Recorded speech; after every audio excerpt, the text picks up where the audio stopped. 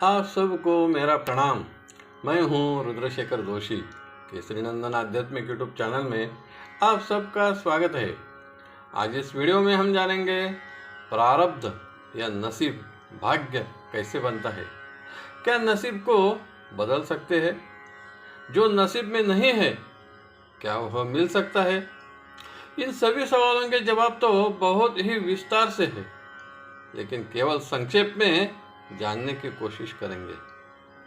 नसीब कर्म से बनता है। कर्म 3 प्रकार के होते हैं: क्रियमान कर्म, संचित कर्म, प्रारब्ध कर्म।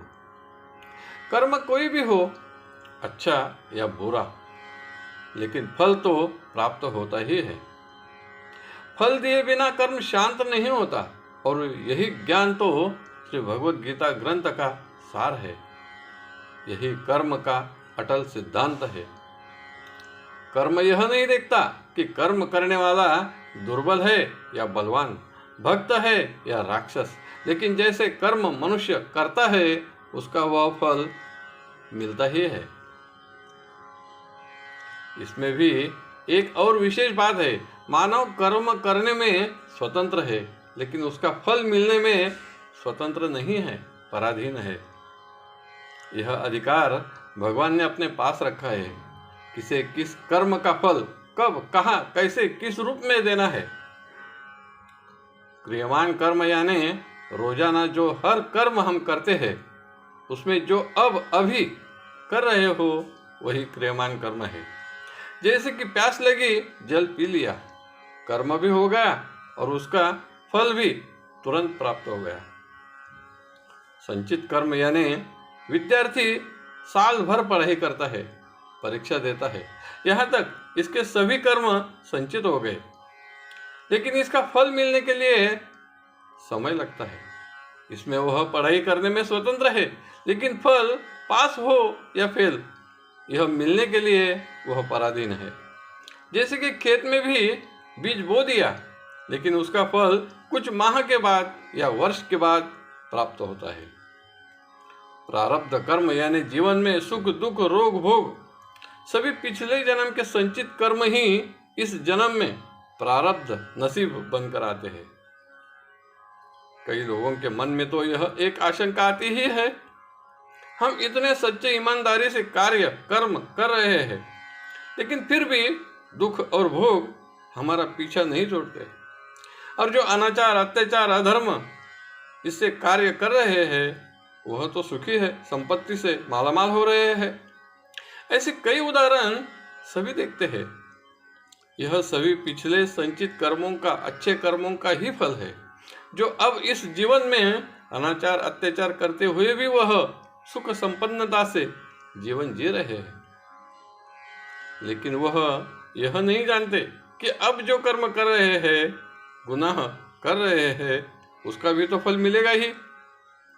इस संदर्भ में संत श्रेष्ठ कबीर जी कहते हैं, कबीरा तेरा पुण्य का जब तक रहो भंडार, तब तक अवगुण माफ है, करो गुनाह हजार।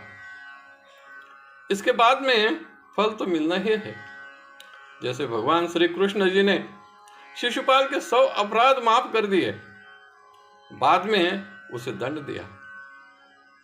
पिछले जन्म में अच्छे कर्म किए हैं तो क्रम के अनुसार जीवन में उस समय नसीब, प्रारब्ध या भाग्य कुछ भी कहे खुल जाता है।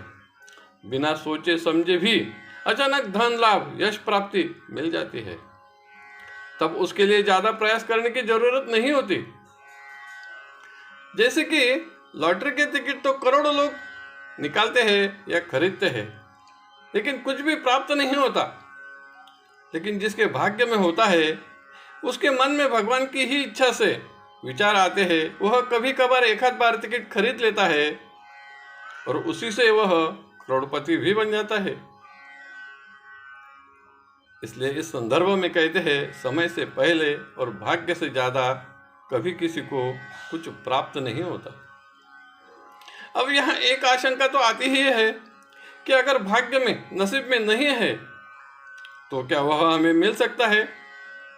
जी हाँ, मिल सकता है, लेकिन उसे प्राप्त करने के लिए उस योग्यता तक पहुंचना जरूरी होता है। और यह भगवान की भक्ति से ही संभव होता है। जैसे कि किसी के नसीब में संतान नहीं है, लेकिन भगवान की भक्ति से, जैसे कि भजन पूजन जप तप से सब कुछ प्राप्त हो सकता है। भगवान इसी जन्म का यह नया प्रारब्ध बनाते हैं। साधु संत भी भगवान का ही रूप होते हैं। संत श्रेष्ठ श्री गजानन महाराज, संत श्रेष्ठ श्री स्वामी समर्थ, संत श्रेष्ठ श्री गोंदवलेकर महाराज, इनके चरित्र में ऐसे कई उदाहरण हैं। इन सभी श्रेष्ठ साधु संतों ने अपने भक्तों के प्रारब्ध में न होते हुए भी उन्हें उसे प्राप्त कर दिया। यही श्रेष्ठता है भगवान की, यही श्रेष्ठता है साधु संतों की, जो अपने भक्त के भाग्य को बदल सकते हैं, टाल सकते हैं, कम कर सकते हैं, सुलभता से प्रदान कर सकते हैं।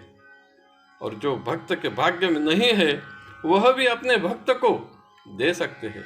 इसलिए जरूरत है भगवान की भक्ति करके योग्य या पात्र बनने की।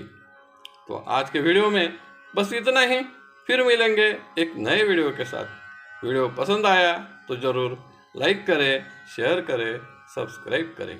धन्यवाद, नमस्कार, जय केसरी नंदन।